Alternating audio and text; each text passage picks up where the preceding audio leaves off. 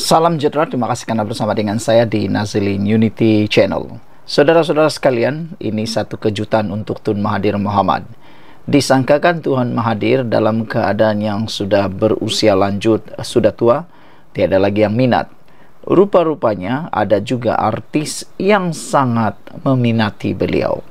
Terkini seorang wanita cantik jelita, pelakon dan artis Malaysia, selebriti Malaysia yang memang seringkali banyak kontroversi melibatkan keluarga beliau, melibatkan suami istri dan anak-anak, tiba-tiba pula tampil memberikan kenyataan yang luar biasa. Ada netizen yang cuba menyindir, cuba bermain-main dengan kata-kata sindiran. Mereka kata, boleh jugalah Tun Mahathir dapat tenaga baru jadi orang muda semula, kerana ada artis yang jelita yang telah pun memberi komen beliau amat meminati Mahathir.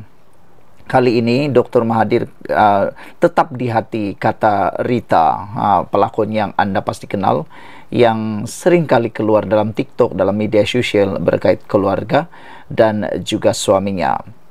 Walaupun tidak sedikit pihak yang mengkritiknya atas pelbagai isu dalam negara, bagi pelakon Rita Rudaini, bekas Perdana Menteri itu tetap berada di hatinya. Disebabkan perasaan kasihnya terhadap Dr. Mahathir, Rita turut menyuarakan keinginan untuk bertemu dengan ahli politik veteran berusia 98 tahun itu. Tapi ramai netizen yang menyindir dan mengejek. Ada yang kata, Rita janganlah jumpa Mahathir, nanti lain pula jadi, kata mereka. Macam-macam lah netizen nih. Kita pun tahu netizen ni kreatif kalau menyindir, mengecam dan sebagainya. Tapi ada juga yang setuju supaya Rita dapat berjumpa dengan Mahathir. Manalah tahu Mahathir dapat kekuatan baru, kata mereka. Teringin berjumpa dengan negarawan Tun Mahathir, katanya di media sosial. Mengiringi hantaran itu, Rita 48 tahun turut memuat naik image Dr. Mahathir bersalaman dengan Bapa Kemerdekaan Tunku Abdul Rahman. Pada masa sama, ibu kepada dua anak lelaki itu mendoakan agar Dr. Mahathir sentiasa sehat.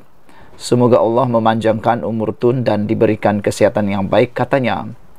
Dr. Mahathir menjadi Perdana Menteri keempat Malaysia pada 16 Julai 1981. Anak kelahiran Alor-Setar Kedah itu menyandang jawatan tersebut selama 22 tahun, satu tempoh paling lama dalam sejarah Malaysia dan Asia Tenggara. Dia dikenali sebagai bapa pemodenan atas kejayaannya menjadikan Malaysia daripada sebuah negara pertanian kepada negara perindustrian moden.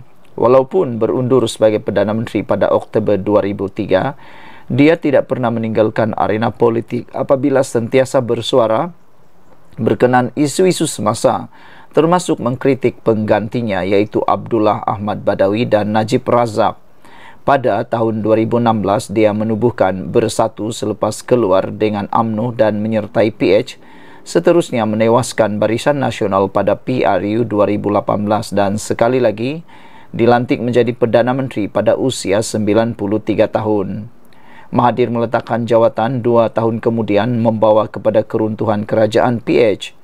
Serentak dengan itu, dia turut berundur daripada jawatan pengerusi Bersatu. Sehingga kini Dr. Mahathir kekal sebagai tokoh politik yang aktif walaupun selepas bersara. Beberapa komen daripada netizen, penganalisis bebas dan pengikut politik bebas Malaysia mengatakan bahawa mereka mahu melihat sebenarnya Rita Rudaini ini dapat berjumpa dengan Tun Mahathir dan mahu melihat sejauh mana kesediaan Tun Mahathir berjumpa dengan beliau dan sejauh mana senyuman gembira Tun Mahathir. Sekian dulu untuk kali ini. Jangan lupa tinggalkan komen Anda. Ikuti terus ulasan selepas ini. Salam sejahtera. Pemimpin cerdik tak tergamak tunggang isu sawah padi ugut kerajaan pusat. Sekarang ini pelbagailah nama yang kita dengar. Ada tunggang agama, ada tunggang kaum, ada tunggang bangsa, ada tunggang kawan, ada juga tunggang parti politik lain, ada juga yang tunggang kekuatan pengaruh akar umbi orang lain, ada juga yang menunggang pengaruh orang lain, dan macam-macam lah. Mereka menggunakan pelbagai isu semata-mata untuk menang. Mereka tak pedulilah perkara yang ditunggang itu boleh menyebabkan kekacauan, menyebabkan pecah belah, menyebabkan ketidakstabilan atau sebagainya. Yang penting mereka menang. Tungganglah mereka dengan pelbagai isu. Mereka tungganglah pelbagai perkara. Macam-macam lah yang mereka tunggang. Yang penting niat mereka untuk menang, untuk diundi, berjaya. Ini satu perbuatan yang patut kita kutuk, karena perbuatan itu adalah amat jahat. Saudara-saudara sekalian, apabila ada pemimpin yang tergamak menunggang isu sawah padi dan mengugut pula kerajaan pusat, ini perkara yang memang benar-benar menjijikkan pada pandangan kita semua. Laporan daripada Harapan Daily menulis, pemimpin cerdik tak tergamak tunggang isu sawah padi ugut kerajaan pusat, ditulis oleh Ahmad Mursyid. Sawah padi di Kedah kurang 10% daripada keseluruhan 944,000 hektar keluasan Kedah. Dakwaan Kedah dipaksa miskin kerana sawah padi hanya tantrum Sanusi untuk tuntut 200 juta dari kerajaan pusat. Cara sama seperti kanak-kanak minta gula-gula daripada ayah. Apabila tak dapat, maka bergolek-golek atas lantai, tantrum untuk tarik perhatian ayah. Sanusi mesti faham, dan Sanusi masih tak faham. Jaga kerajaan ini kenal lebihkan diplomasi berbanding konfrontasi. Muka bengis, mulut jahat, hebat depan penyokong, tapi kampung tergadai, apalah gunanya? Sebelum ini Sultan Kedah dah ingatkan Sanusi bahawa Kedah perlukan bantuan kerajaan pusat. Dan Sanusi mesti jaga tutur kata, namun ia tidak dipatuhi. Kini Sanusi nak cari jalan mudah. Gunakan sawah padi dan isu food security sebagai ugutan untuk tuntut tuang dari kerajaan pusat dan menambah pendapatan negeri. Sama seperti dulu diugut Pulau Pinang untuk sekat aliran sungai kalau tidak bayar pampasan kepada Kedah. 4 bilion ringgit Malaysia yang kerajaan pusat sediakan untuk pembangunan sawah padi di Kedah dikatakan bukan untuk manfaat kerajaan Kedah. Mulut sahaja laju buat dosa, maki hamun dan kazaf. Tapi otak tumpul dan minda miskin, tiada kreativiti. Simptom biasa orang yang rendah daya intelek. Butakah dia? Bertrilion ringgit kerajaan pusat belanja untuk bangunkan kulim high-tech sejak 1996.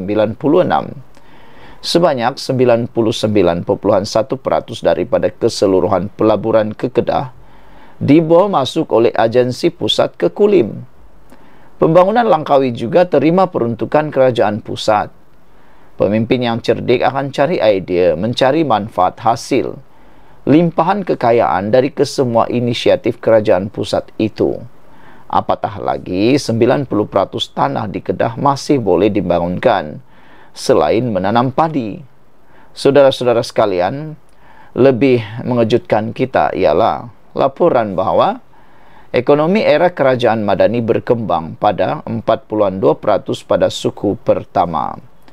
Rekod itu sekaligus mengatasi unjuran awal pasaran 3.9%, disokong perbelanjaan swasta yang lebih kukuh dan pertumbuhan ekonomi ekspor yang positif.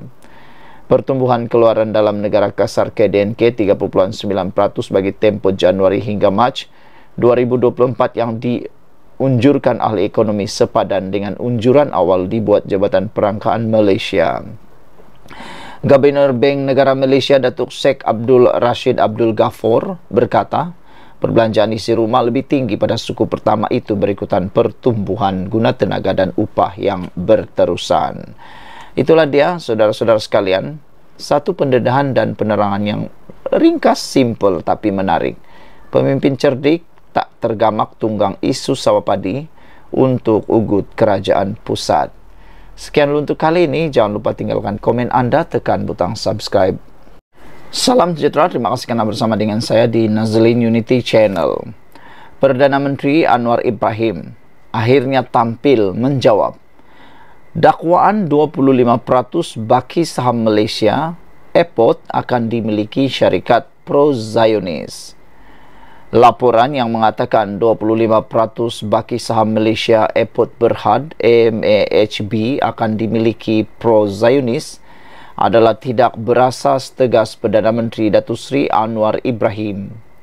Menurutnya, dakwaan yang dibangkitkan pembangkang itu hanyalah semata-mata untuk melahirkan kebencian rakyat kepada kerajaan. Kata Anwar Ibrahim, tiada yang positif daripada pembangkang, hanya menghasut penuh dengan kebencian dan dengki. Segala kenyataan kita yang diakui oleh dunia termasuk pertemuan dengan pemimpin Hamas, Ismail Haniyeh, tidak beri sesuatu yang positif kepadanya, kata Anwar Ibrahim. Yang dicari oleh mereka adalah fitnah dan hasutan. Ringgit dan berusaha bertambah mengukuh, itu hanya menyakitkan hati mereka pembangkang, ujar Anwar di petik bernama. Anwar berkata demikian dalam sidang media pada hari terakhir lawatan kerja rasmi 2 hari ke Kazakhstan hari ini. Terdahulu beliau ditanya mengenai laporan yang mengatakan Khazanah Nasional Berhad, Khazanah, dan kumpulan wang simpan pekerja KWSP akan membeli saham MAHB sehingga 70%, manakala 5% lagi akan dikuasai kerajaan Abu Dhabi. Bagaimanapun 25 lagi baki saham didakwakan dimiliki oleh Global Infrastructure Fund, iaitu syarikat milik BlackRock berpengkalan di New York dan penyokong kuat rejim Israel. Saudara-saudara sekalian, dengan pendedahan dan jawapan terus terang daripada Anwar Ibrahim ini, maka habislah, tidak ada lagi lah mainan modal politik yang boleh digunakan oleh pembangkang. Saudara-saudara sekalian, jelaslah apa yang dimainkan, apa yang disampaikan oleh pembangkang itu hanya satu mainan politik, modal murahan yang tak habis-habis dicanang. Kalau betul, sila tunjuk fakta dan juga perinciannya. Itu yang mahu kita lihat, bukan hanya cakap-cakap saja. Ini kerana Anwar Ibrahim sudah menjawab bahawa itu hanyalah fitnah dan juga perkataan hasutan daripada pembangkang. Anwar Ibrahim bertegas bahawa tidak akan ada, tiada perkara yang seperti dilaporkan itu berlaku. Anwar Ibrahim kata dakwaan yang dibangkitkan pembangkang itu hanyalah semata-mata untuk melahirkan kebencian rakyat kepada kerajaan. Tiada yang positif daripada mereka, yaitu pembangkang hanya menghasut dengan penuh dengan kebencian dan dengki semata-mata. Segala kenyataan kita yang diakui oleh dunia termasuk pertemuan dengan pemimpin Hamas, Ismail Haniyeh, tidak beri sesuatu yang positif. Yang dicari adalah fitnah dan hasutan. Ringgit dan bursa bertambah mengukuh, itu hanya menyakitkan hati mereka, yaitu pembangkang, kata Anwar. Anwar berkata demikian dalam sidang media pada hari terakhir lawatan kerja rasmi 2 hari di Kazakhstan. Anwar Ibrahim juga telah mengatakan bahawa dakwaan 25% bagi saham Malaysia Airport akan dimiliki syarikat pro-Zionis adalah fitnah dan juga hasutan yang tidak berasas. Itu penegasan Anwar Ibrahim. Dakwaan itu hanya dibangkitkan oleh pembangkang hanya untuk melahirkan kebencian rakyat kepada kerajaan. Sekian untuk kali ini. Jangan lupa tinggalkan komen anda. Ikuti terus ulasan selepas ini.